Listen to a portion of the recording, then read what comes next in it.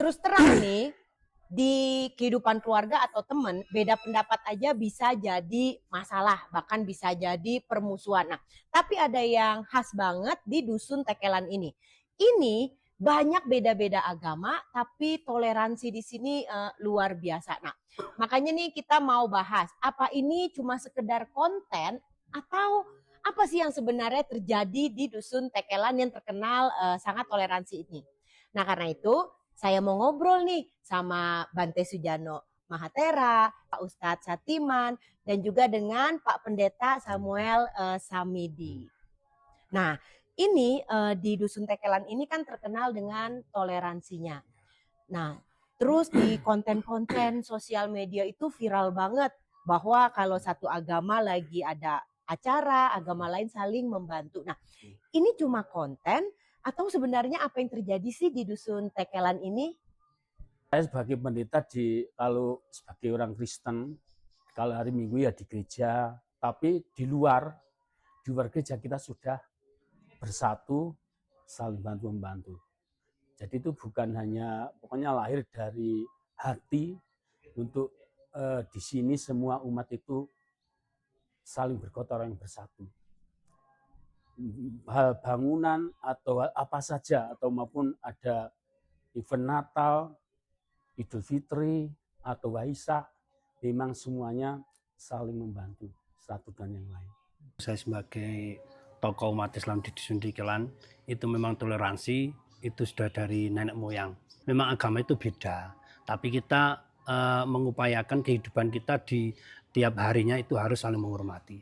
Apalagi kita hidup pasti membutuhkan pertolongan semua orang. Kehidupan kita saling bergotong royong. Yang penting kalau kita agama ya kita masing-masing di tempat ibadah. Tapi kalau di luar tempat ibadah ya kita harus bermasyarakat karena kerukunan itu nyaman. Seperti itu yang bisa dirasakan walaupun beda agama tapi di Dusun Tekelan khusus kita beda-beda tapi rukun tapi nyaman. Ya, ini tentang toleransi beragama di Tekelan ini Bante benar-benar bisa merasakan itu pada waktu mengawali pembangunan Ganda Kuti ini karena material kan tidak bisa dijangkau sampai lokasi, itu kan material diturunkan di bawah sana. Itu umat-umat ya menyampaikan ke Bante kalau material misalnya malam datang itu matahari terbit itu sudah tidak ada, sudah naik ke sini semua digendong, saling gendong, saling bantu-membantu itu antara ya umat Islam, umat Kristen yang ada di sini kompak ya, saling bahu-membahu. Ini yang saya sendiri salut ya, karena kalau misalnya harus dibayar ya tentu juga akan ya membengkak di biaya ya bangunan-bangunan seperti ini karena lokasi yang sangat sulit seperti ini ya. Saya juga tanya-tanya ya bagaimana kalau misalnya gereja membangun, umat Buddha kan juga harus bantu-membantu. Oh iya Bante, kita sudah biasa ya. Kita saling tolong-menolong, saling bantu-membantu, meringankan ya. Siapa yang ada beban ya kita harus saling tahu ya. Nanti kita akan siap membantu kapan saja ya, diperlukan seperti itu ya. Ini yang saya nilai, wah ini bagus sekali ya. Di tempat-tempat lain belum tentu bisa ya. Apa artinya menjalin kehidupan seperti ini ya. Ini sudah sangat sesuai dengan ajaran Sang Buddha ya. Misalnya di Karaniametta Sutta itu kan kalau kita mendambakan ya kehidupan yang tenang, artinya tenang di sini kan tidak ada perselisihan, tidak ada masalah di antara masyarakat ya, lingkungan ya. Kita harus ya terampil ya di dalam hal-hal yang bajik ya, tidak hanya yang bersumber dari agama ya misalnya. Jadi misalnya Bante pernah dulu waktu kecil ya ada anak-anak yang di mobil itu ngelihat misalnya ibu muda itu sedang hamil kira-kira 7 bulan begitu. Dia berdiri di mobil itu, enggak ada tempat duduk ya. Ada anak muda yang ya seusia saya waktu itu masih muda kira-kira 20 tahun ya. Dia berdiri kemudian, "Mbak, kamu saja yang ini yang duduk, saya yang pantas yang berdiri." Ini saya sendiri juga salut sekali ya, di tempat umum ada anak-anak yang punya pemikiran seperti itu ya. Seandainya misalnya kita sempat ngomong-ngomong itu, saya tidak akan membedakan agamanya apa ya, tapi saya nilai perilakunya itu sangat baik sekali ya. Ini maksud saya, ya kita tidak perlu tahu agamanya ya. Kita bisa belajar perilaku-perilaku baik yang mungkin dilakukan di tempat umum, di mana saja ya, supaya kita bisa saling maju bersama-sama. Seperti itu ya. Dan ini patut dikembangkan, dijaga di Tekelan ini yang memang ya jauh dari kota. Tentu yang namanya gotong royong, kerukunan itu harus menjadi hal utama ya, di lingkungan masyarakat kita. Ya. Seperti itu. Nah, di sini ini kan bagus sekali ya kalau misalkan ada satu agama ke agama lain itu mereka saling silaturahmi di acara besar. Nah, itu gimana ya? Sedangkan di luar sana kita beda pendapat tentang agama aja, wah bisa panas. Nah, tapi di sini kok bisa saling toleransi ini? Awal mulanya bagaimana? Terus ada nilai-nilai apa yang membedakan di sini kok bisa berbeda menjadi penuh toleransi? Ya, di sini memang yang tadi sudah dibilang bahwa toleransi di sini sangat kuat.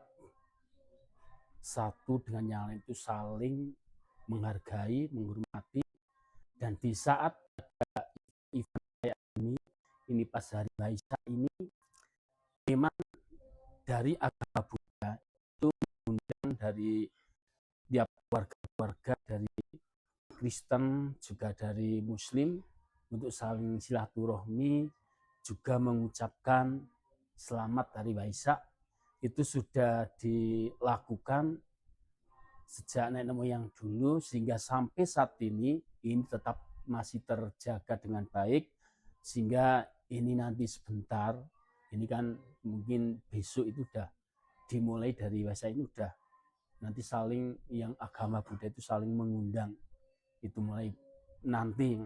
Jadi di sini memang tidak pernah memikirkan untuk agama, wah ini Kristen sama Muslim itu saling gini-gini, enggak.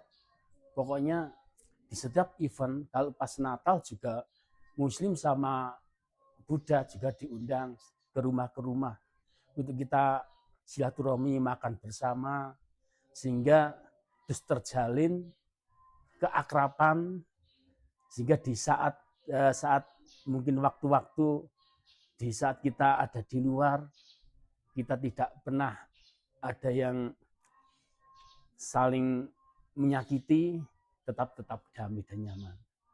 Itu yang dilaksanakan. Mungkin Pak Ustadz bisa ceritain ini emang dari nenek moyang atau gimana ini Pak Ustadz, kerukunan ini loh? Ya, kerukunan itu kan karena sejarah dari nenek moyang sudah disejarah, karena kita akan mengalami anak kecil lah. Di situ paling enggak kita duduk bersama, terus di situ orang tua itu cerita seperti inilah keadaan situasi Tekelan, sejarah seperti inilah, kan seperti itu. Ada sejarah yang saya mendengarkan orang tua itu sejarah, itu kan waktu tahun 60-an itu Islam yang datang di Tekelan. Terus yang Kristen, yang Buddha itu sekitar 70-72 tahun itu. Itu karena apa? Karena di situ ada kerukunan, walaupun pas tahun itu Islam baru datang, tapi enggak keyakinan ataupun ibadahnya, ataupun kalau Islam itu mengajinya ya kurang. Yang penting ya kita agama lah, seperti kita punya agama. Terus keduanya di situ ada pendatang 70-an atau 72 itu Kristen dan Buddha itu datang. Terus di situ masih ada yang bapak-bapak, orang-orang tua yang Islam itu, yaitu untuk jaga kebersamaan walaupun beda. Sejarah sudah membuktikan dari warisan itu sendiri, memang di situ ada kedatangan Buddha dan Kristen itu pas waktu itu membuat tempat ibadah, sudah dari nenek moyang itu saling membantu. Apalagi tahun-tahun yang kemarin atau zaman yang dahulu itu material kan nggak beli.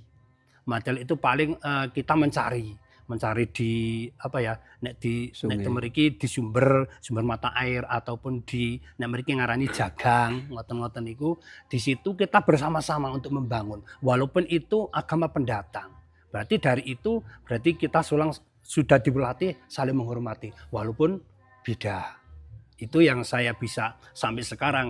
Bagaimana kita melestarikan ya kita seperti ini harus lestarikan walaupun kita beda. Memang di luar Islam atau Kristen atau Buddha pasti ada perbedaan, apalagi satu agama akan renggang atau cerah. Tapi alhamdulillah di dusun Tikelan itu sendiri ya memang itu kita beda, ya beda silakan. Tapi di tempat ibadah kita masing-masing jangan kita utarakan di tempat umum. Karena apa sudah beda pasti akan ada kerancuan di situ. Kalau Islam itu amaluna amalukum, amalmu amalmulah, amalku amalku. Seperti itulah dari kita. Di daerah-daerah yang lain ya tentu juga ada kesamaan ya. Misalnya dulu ada ini ya, artinya gotong royong misalnya ini ya. Kita misalnya kan punya ladang itu kan. Di sana itu kan satu RT itu misalnya ada 50 orang itu ya nanti kalau pas kita ngolah ladang ya misalnya keluarga kita itu kan semua itu kerja ke tempat kita ya. Nanti yang lain kapan seminggu sekali ya nanti giliran ke sana semua. Ini budaya seperti ini, budaya adiluhung seperti ini memang sudah warisan dari nenek moyang kita ya. Termasuk misalnya misalnya sunatan, pernikahan itu dulu yang masih sulit terjangkau oleh kendaraan itu kan kita gotong royong misalnya apa ini yang perlu dipersiapkan ya. Mungkin ngenam janur atau buat apa kembang-kembangan dari janur ya. Itu kita lelean ya tiap malam ya. Itu untuk ya menguatkan yang punya gawe itu ya. Budaya adiluhung seperti ini ya tentu dinilai dari banyak sisi itu akan sangat berguna ya sehingga dijaga sampai sekarang ya. Jadi ada pepatah ya melu nguri-nguri budaya Jawi ya. Kemudian kita harus tahu tentang budaya kearifan lokal dan kita bisa menjaganya itu karena ini bagian dari warisan nenek moyang kita yang tidak boleh dilupakan. Untuk tetap ya dijadikan pedoman kita hidup di masyarakat, di keluarga itu salah satunya mesti memegang tahu ini ya sebagai warisan nenek moyang kita. Kan sekarang nilai-nilai toleransi kan sudah bagus sekali di dusun Tekelan ini. Nah, apakah dari Pak Pendeta ada pengajaran khusus kepada umat dan juga Pak Ustadz atau Bante kepada umatnya untuk tetap menjaga toleransi ini? Apakah ada wejangan-wejangan khususnya mengenai toleransi atau bagaimana? Jadi kami umat Kristen memang selalu memberikan satu ajaran untuk tetap menjaga keakraban, menjaga kearifan, supaya satu dengan yang lain jangan sampai terjadi hal-hal yang tidak diinginkan. Mungkin dari Kristen, Buddha, atau Islam, ketika kita melakukan hal-hal atau pekerjaan apapun, jangan sampai satu dengan yang lain itu menyakitkan atau saling mengolok. Itu harus diberikan satu wejangan atau ajaran supaya tetap bisa menjaga kerukunan. Karena agama mungkin tadi yang sudah dibilang kalau di luar sana mungkin Kristen aja terkadang satu Kristen semua satu kandang lah gitu.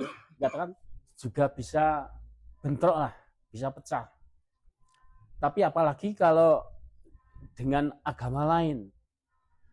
Di luar sana kalau kita melihat, mendengar bahwa di kota-kota juga ada yang dari Kristen, Buddha, atau Islam mungkin saling bentrok juga ada.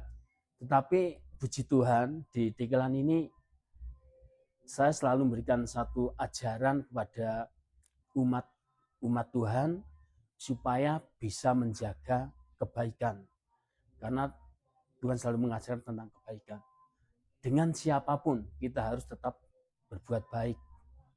Dengan Buddha, dengan Islam, pokoknya dengan siapapun kita harus bisa menjaga kebaikan itu. Supaya kita tidak terjadi perpecahan, tapi bisa terus menjalin kesatuan persatuan supaya di Indonesia ini kalau Pancasila itu memang harus dilaksanakan. Itu yang kami. Ya. Pak Ustadz. Ya kalau itu memang dari kita ya nggak menekan banget, tapi kita kan dari jamaah kita itu sudah tahu kalau kita hidup khususnya di Tekelan itu saling menghormati. Berarti memang saling menghormati di situ ada paling enggak kita harus ada keyakinan, ada niat untuk menjaga. Pertama adalah agama, keduanya kita hidup di masyarakat ya paling enggak bagaimana kita menciptakan keamanan.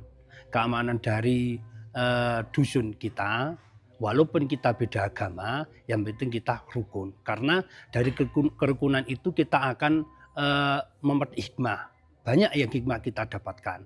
Karena apa? Karena kerukunan kita akan menciptakan saling menghormati, terus di situ saling gotong royong akan tercipta. Karena memang di situ kalau ada ikatan, kekuatan kita bersama-sama, ya insya Allah walaupun beda, di situ tetap akan kuat kenyamanan, ketentraman, apalagi kehidupan di masyarakat tiap harinya saling menyapa, terus saling di situ ada unggah-ungguh seperti itu tata krama. Kita harus menerapkan seperti itu walaupun beda agama yang kita alami pada tiap harinya itu. Ya, kita sebagai umat Buddha khususnya ya kita sudah sangat sering memberikan arahan ya, terutama ya misalnya ajaran luhur Sang Buddha tentang cinta kasih yang universal ya. Universal di sini artinya cinta kasih itu mesti dipancarkan ke semua makhluk tanpa terkecuali ya. Ya, tidak memandang perbedaan agama atau perbedaan makhluk misalnya manusia atau mungkin makhluk halus ya atau hewan ya. Itu kalau di dalam agama Buddha kan dipandang ya punya kehidupan yang sama ya. Jadi ada satu kalimat ya apa yang diinginkan makhluk lain itu sama dengan yang kita inginkan ya. Misalnya makhluk lain tidak ingin hidupnya dimusnahkan, kita juga tidak ingin ya. Itu berarti ada keinginannya sama ya. Misalnya sedang sakit juga ingin sembuh ya, kita mengalami sakit juga ingin sembuh sama ya, ingin terbebas dari segala bentuk penderitaan ya, sehingga ya memancarkan cinta kasih ya, terlebih dalam ajaran Sang Buddha ini ya sering kita tekankan ya, sehingga dari sana ya menjadi sumber kebaikan ya yang bisa diterapkan untuk kehidupan bermasyarakat ya. Karena ya seperti misalnya ya melukai makhluk yang bukan manusia saja itu juga sudah dipandang sebagai keburukan ya. Apalagi misalnya sesama manusia ya. Dan makhluk-makhluk yang kita tidak bisa melihat tapi meyakini itu ada juga patut kita berpengharapan baik ya ditujukan kepada mereka ya. Misalnya kita sedang di hutan ya, misalnya mau kencing atau mau buang air besar ya, dengan berpikir semoga saya membuang kotoran ini tidak ada makhluk-makhluk yang terganggu ya. Pemikiran bajik seperti ini ya patut kembangkan di mana saja ya. Tidak hanya Ya, contohnya leluhur yang sampai saat ini masih terus diperingati atau memang dari nenek moyang sampai saat ini masih dilaksanakan itu, ini di luar agama ya. Ini contohnya sapar. Itu dari sapar ini kan dari leluhur nenek moyang sejak dulu. Mungkin dari mbah kami juga mungkin sudah mengadakan seperti itu, dan sampai saat ini itu memang masih diuri-uri. Sapar itu apa ya Pak Pendeta? Nah, sapar itu kalau di sini ya ulang tahun desa lah, mungkin resmian desa, sedekah desa bumi kan gitu. Oh, sedekah bumi. Ya, dan ya lebih budaya seperti itu lah. Jadi sampai saat ini itu memang masih diuri-uri di bulan Sapar. Itu semua dari dusun Tekelan itu semua merayakan. Jadi ini tidak ada Buddha, Kristen, Islam, itu semua melaksanakan di bulan Sapar untuk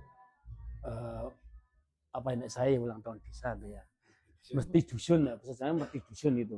Jadi sampai saat ini masjid itu yang di luar agama kami, yang semua satu dusun bersama-sama melakukan itu.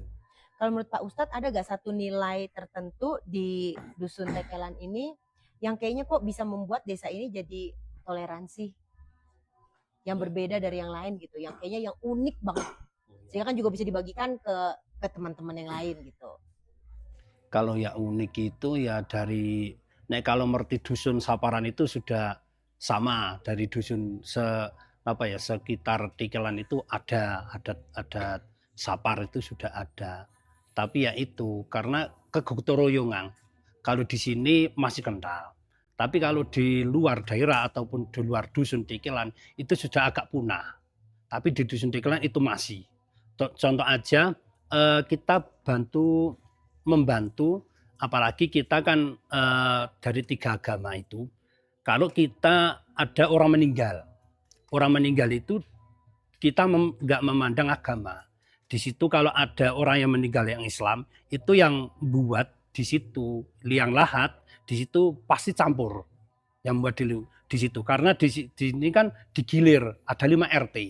5 RT kalau yang meninggal itu RT 1, yang membuat itu RT 5. Di RT 5 itu kan ada bermacam-macam agama. Di situ gotong royong. Di situ membuatkan yang di gotong royong itu di situ ada 3 agama di situ, membuatkan liang lahat di situ, nggak membeda-bedakan.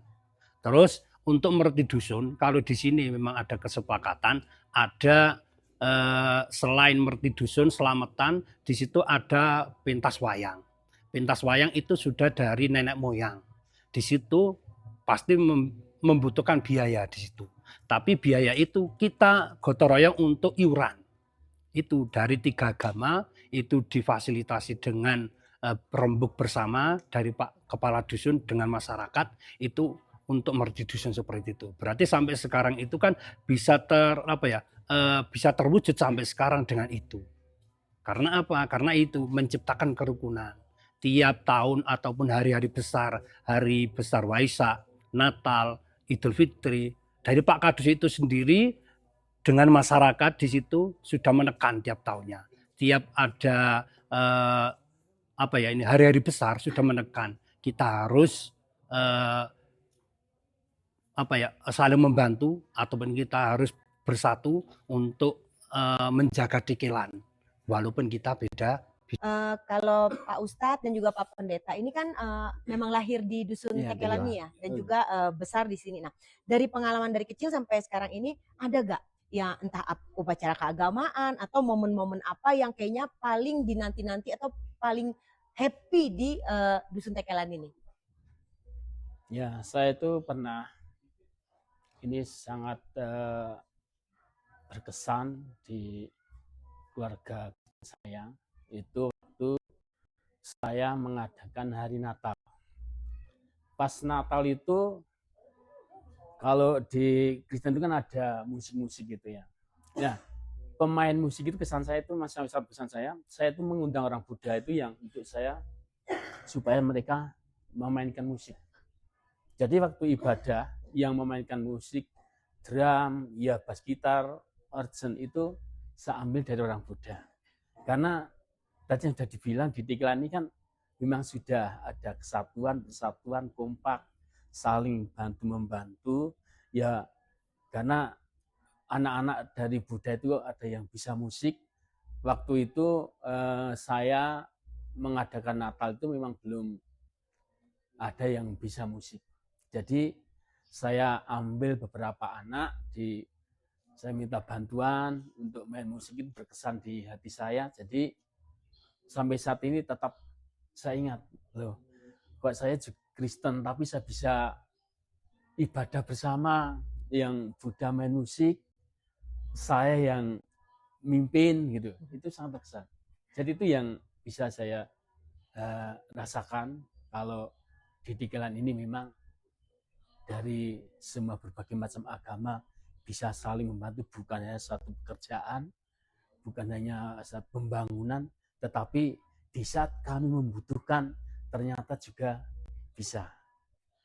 Dan juga kesan saya untuk dari kecil sampai saat ini, mungkin secara pribadi untuk di Saji Tekelan ini sangat senang karena semua bisa menjaga tentang kerukunan ini, sehingga dari Pak Ustadz atau dari pendeta seperti kami, dan mungkin Bante, di saat ada momen-momen kita bisa silaturahmi atau kita bisa tidak saling menjelekan, itu saya sangat senang sekali, sehingga bisa tetap rukun dan damai, nyaman. Itu Pak Ustadz. Dari kecil kan memang lahir dari Tekelan. Terus yang momen yang terkesan itu jikalau kita merayakan hari besar. Di situ karena apa? Karena di situ banyak orang. Terus karena timbul dari hati. Di pikiran kami itu di situ merasakan ada kesalahan yang timbul. Oh, disinilah untuk mengungkapkan rasa bersalah. Karena di situ banyak. Karena di situ pasti hampir masyarakat itu hadir di situ. Berarti bisa bertemu. Walaupun bertatap muka, itu kan sudah ada niat. Sudah ada niat di situ kan merasakan pengungkapan rasa bersalah semuanya. Walaupun tiap-tiap agama itu mengajarkan dari hari besar itu enggak seperti Islam itu kan hari raya Idul Fitri, hari kemenangan. Kita memang puasa di situ. Dari kami itu seakan-akan di situ hari besar di situ kita mengungkapkan hati, tapi enggak secara lisan, walaupun enggak semuanya, tapi sudah ada tercurahkan di situ. Nah, kita di situ ya bangganya di situ karena di situ banyak orang, terus kita bisa mengucapkan saling memohon maaf di situ, berarti kita berpikir karena hidup di masyarakat, terus nantinya pasti kita akan mati. Disinilah kita harus bagaimana cara untuk mengungkapkan rasa kesalahan dari kita kepada rekan-rekan semua, apalagi di semua masyarakat. Itulah momen yang bisa kita laksanakan. Bante, ini kan kita lagi merayakan Waisak. Nah, Bante, apakah ada pesan Waisak untuk kepada umat Buddha yang ada di Dusun Tekelan ini, Bante? Iya, sesuai dengan tema yang diusung Sangga, yaitu menapai jalan mulia, bersumbangsih untuk negeri, ya tentu hal ini harus dihayati oleh segenap umat Buddha ya, supaya ya ingat ya jalan mulia yang diajarkan Sang Buddha itu jalan mulia berunsur 8 ya. Jadi yang namanya pengertian benar ya, misalnya ada niat buruk yang timbul dari batin, yaitu harus dipahami nanti kalau diikuti itu akan menciptakan masalah ya untuk diri sendiri dan orang lain ya, sumbernya dari sana ya. Jadi segala perilaku kita di dalam masyarakat itu ya mestinya harus disesuaikan dengan jalan mulia ini ya, supaya kita tetap bisa menjaga hal bajik yang sudah ada ya, dan yang belum ada ya nanti kita kembangkan ya. Misalnya yang belum ada, misalnya apa di masyarakat yang diperlukan ya, mungkin nanti akan buat balai pertemuan bersama, misalnya untuk olahraga bersama atau apa ya, yang itu membutuhkan pemikiran-pemikiran bersama ya, itu juga akan bisa direalisasi ya kalau kita mempunyai pikiran-pikiran yang baik sesuai dengan ajaran Sang Buddha. Terima kasih semuanya, terima kasih Bante, Pak Ustadz, Ya. Pak Pendeta. Nah, terima kasih teman-teman udah nonton. Semoga hari ini yang kita bicarakan bisa menambah wawasan untuk kita semua. Bye-bye.